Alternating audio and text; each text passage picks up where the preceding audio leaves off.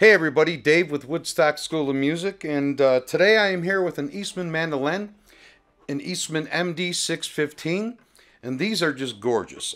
This is in the classic finish, which I think is a very cool color. Eastman does some of the guitars in the classic finish as well. This is all solid wood, starting with the solid spruce top.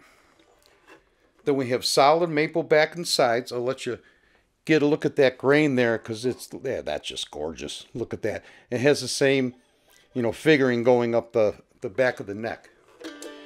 What we have here is an ebony bridge, ebony fingerboard, these very cool block inlays, and then we have a bone nut. So I did a little demo for you. Let me say in advance, I'm not a mandolin player. I did study it a while back, but it's been so long since I've really played it. Hopefully it'll give you a good enough gauge as to the sound of this instrument, because these are just gorgeous. Oh, and it has a K&K duotone pickup built in, so all you need to do is plug in. Dave with Woodstock School of Music signing off with the Eastman MD615. This one just happens to be a lefty. No, you're not looking at the screen backwards. Have a good day.